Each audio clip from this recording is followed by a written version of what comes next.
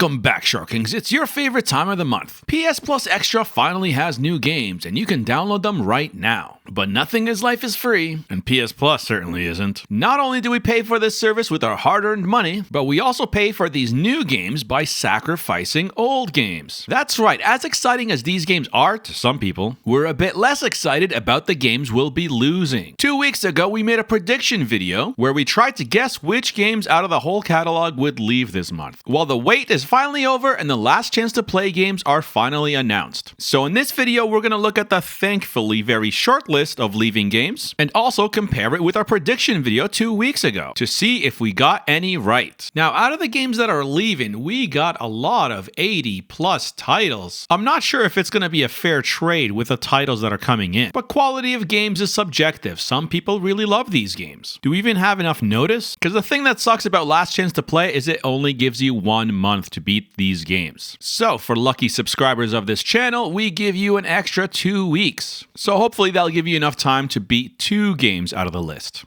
So if you watched the prediction video, we made a huge list of predictions. Because 2 years ago, there were 25 games added to PS Plus Extra. Thankfully, 25 games didn't leave this week. Only 6 games are leaving this month. And if you watch the prediction video, we guessed 5 out of those 6. Not too bad. So with all that said, let's get started on our first must-play game on this list. Yes, it's Inscryption. You have to play this game if you haven't already. Yes, at its surface, Inscryption is another deck builder, a card-based roguelike game with puzzle elements, but it offers much more than that description suggests. Trust me, you're going to want to go in blind on this one. The less you know, the better. The card game itself revolves around deck building, where you use animal-themed cards with various powers and abilities. The card requires sacrifices to play, creating interesting strategic decisions. And the game also could be considered roguelike, because death is part of the experience. The game itself takes place in a dark cabin-like setting with a distinctively creepy vibe. The visuals, the soundtrack, all create such an unsettling mood. The game also incorporates escape room-like puzzles that you solve in between the card battles. There are so many secrets to discover in this game as you explore the game's environment. The narrative of this game unfolds in the most unexpected ways, like you will remember this game for a long time because of the narrative and the story. Even if you played other roguelikes and deck builders, you have no idea what you're signing up for here. Again, just go in thinking you're playing just a card builder. That's all I'm gonna say. What I will talk about is what's on the surface, the deck building. You get to make your own special cards and abilities, and some of these are like perma upgrades, so you get to keep them for a long time. So just like other card builders, you have to make strategic choices about which cards to add or to remove. You gain special cards and abilities the more you play the game, and you can even customize some of these by giving them their own unique names and stats. This game in the first part is all about resource management. You need to balance offense, defense, and utility. It is a roguelike, so expect to die and restart multiple times because that is part of the intended experience. What begins as a seemingly straightforward card game evolves into something much more ambitious and unusual and memorable. Again, the less you know going in, the more impactful these surprises will be. The game respects your intelligence. It doesn't hold your hand. It asks you to piece together its mysteries rather than explaining everything. This makes for such a memorable experience that will stick with you long after you're done playing. So if you're going to play one game out of this whole list, highly recommend you play Inscryption if you haven't already. Inscryption received a score of 85 on Metacritic and a user score of 8.5. People love this game, trust me. Is it a short game? Almost. If you know what you're doing, you could beat it in under 13 hours, but chances are it's going to take you a lot longer than that. For a platinum run, expect about 30 hours to beat this game. The next game on the list is a less popular one, but it is a short game, so I'm going to give it its place to shine. It's called After Us. The game blends platforming, exploration, and light puzzle solving. You play as Gaia, the spirit of life, who has to navigate a post-human Earth. Nature has been devastated and the world has suffered ecological collapse. Your mission is to rescue the souls of extinct animals so you can restore life to the planet. Sounds very Captain Planet-ish. It has a very distinct artistic vision, and the platforming is pretty fluid, actually. You get abilities like gliding and special traversal skills, and you gain more and more powers as you save more animals' souls. The difficulty is pretty easy. You might get stuck in a few places, but you'll figure it out. It's more about the journey than the challenging gameplay. The art style is very surreal and dreamlike, and your powers help restore the natural beauty from the areas of desolation and collapse. Its themes are obviously going to be environmental and humanity's impact on the natural world, but it tells a story of hope and restoration. As dark as the game is, it does give moments of both melancholy and beauty. But don't worry, the tone is not too preachy, it's more of like a reflective one. The game is divided into different biomes representing different ecosystems. Each area contains the souls of animals that once inhabited those environments. Just by using the map, you'll know where everything is. You don't have to explore too much, you'll generally know where you're going. You'll also encounter creepy remnants of human civilizations that are either reclaimed by nature or covered in pollution. The game is all about silent platforming. You'll glide, float, dash, and perform acrobatic maneuvers through the desolate environments. The hardest part about this game is that there's going to be some light platforming sequences that require good timing and coordination.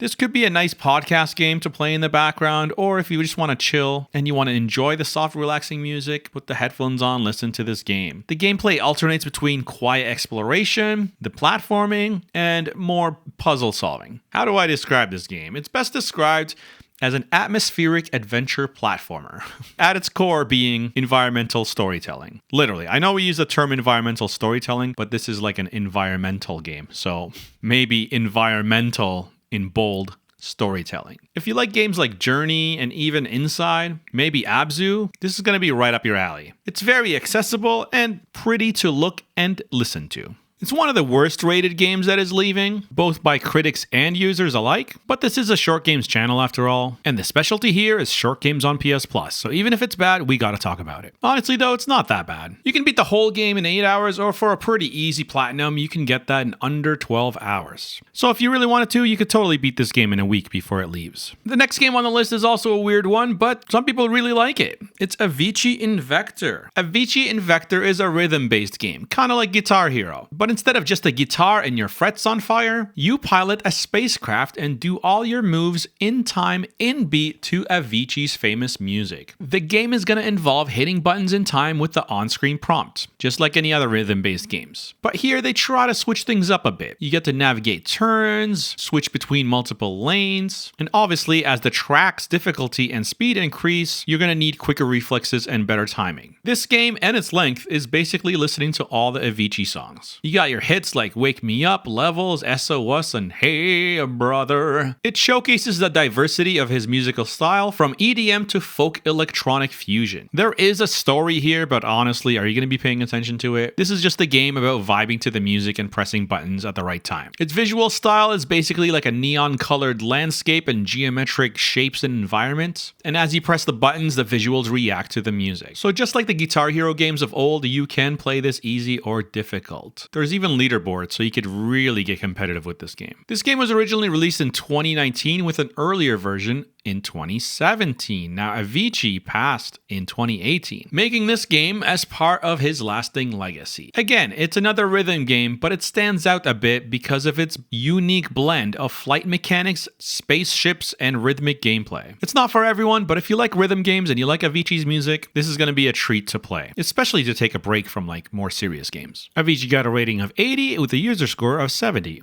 And as far as runtime goes, you could beat this game in less than 3 hours. The next couple of games are highly regarded games, but I left them for the end, for the simple fact that they're just way too long to beat in just 1 month. First, we have Monster Hunter Rise. This is an action RPG from Capcom that focuses on hunting large monsters in varied environments. The game features both a single-player village quest line and a multiplayer hub that can be tackled solo or with up to 3 players. Out of all the Monster Hunter games, this one is seen as the most accessible entry in the series for newcomers. It includes pretty robust tutorials that explain the core mechanics, and the village quests we talked about provide a more gentler difficulty curve compared to previous titles. That said, there is still a learning curve. The combat is deliberate and methodical rather than hack and slash, and mastering a weapon does take some practice. Now the key thing is this game is designed for replayability. Many challenges are optional. You don't need to complete everything to get the full experience. The early learning curve is the steepest part, and And to be honest, this is where I jumped off. There was just way too much tutorials and over-explaining things in the beginning, and I didn't even get to actually experience the game itself, even like an hour or two after it. I highly recommend you play this game with someone who has played it already so they could show you the ropes. But as far as games leaving in under a month, I would not recommend getting into this one. People love it. Critics gave it a score of 88 and users scored it an 8.4. Like I said, even if you know where everything is, it will take you a minimum of 23 hours. That's if you know what you're doing. And forget about getting the platinum. You're looking at up to 180 hours to beat Monster Hunter Rise. The next game on the list is also a great game, rated highly by critics and users alike, but is way too long for me to recommend. It is Rogue Legacy 2, and as you may have guessed, it is a roguelite. When your character dies, you select one of the heirs to continue the adventure. Each heir has unique traits, abilities, and sometimes quirks that affect the gameplay. Gold and certain upgrades persist between runs, allowing for permanent progression, which we love in roguelites. The gameplay itself is fluid 2D action platforming with responsive controls, so I guess similar to Dead Cells, which is one of my favorite roguelites. The combat involves a mix of melee attacks, class abilities, spells, and movement skills. Each run will feature a procedurally generated castle layout, ensuring no two playthroughs are identical. It has up to 15 different character classes. Just like any other roguelike, it is a game where you die a lot, but Rogue Legacy 2 excels at creating a sense of constant progress even when you fail. The persistent upgrade systems ensures that each death brings you closer to success, while the heir system keeps things feeling fresh and unique. Rogue Legacy 2 has a very favorable critic rating of 88 with a user score of 7.4. Like I said, it's not really a short game. You can technically beat it in under 27 hours, but roguelikes love replayability. So if you want the platinum, you're looking at 120 hours. I'd recommend you buy this game versus playing it on PS Plus. The last game on the list is for premium. It is called KAYAK VR Mirage, and obviously you need a VR headset to play this. So if you're lucky enough to have VR, this game places you in a highly realistic kayak where you get to navigate through breathtaking environments. It uses realistic paddling mechanics where your VR controller acts as your paddle, which means your physical paddling motion directly translates to the movement in game. That's kind of obvious, isn't it? It's one of the most graphically impressive and most immersive VR experiences available on the PlayStation. There's great simulations of water physics, including waves, currents, and the feeling of gliding through different water conditions. And the graphics are photorealistic and push what the boundaries are for what's possible in VR. Now, as far as game modes go, there's a relaxing exploration type mode where you get to free roam and you could paddle at your own pace and take in the scenery. Or you could go for a more competitive style where you get to race against the clock through courses marked with gates, or even race against ghost recordings of other players. This game is gonna be a workout. Let's just get that out of the way if you have VR. The majority of players who played this found it uniquely relaxing and physically engaging, unlike most other VR titles. But since this is a premium title, that's all we're going to say about it for now. Anyways, that concludes the list, so only 6 games are leaving, which I'm pretty happy about. Quantity-wise, things are okay, but quality-wise, I don't know. We're losing some pretty highly regarded long games. So I feel bad for anyone who is playing these or in the middle of playing them and never got to beat them. Out of all the games on the list, I definitely recommend you play Inscryption. It is not that long, but it is one of the most memorable games you will ever play. There is way more than meets the eye on that one. So now that games officially have left from last month and games have officially been added to PS Plus Extra as of today, that means we are going to update the spreadsheet. That's right, the spreadsheet. For those lucky few who are members of this channel who get the cool crown icon next to their names, also get access to a long spreadsheet of every single game on PS Plus Extra that has a rating of over 70. So go back into that link and you will see that new games have been added and the games that are announced to leave next month will be highlighted in yellow. Thank you for the support and watching this video, and until next time, be a friend and I'll see you again.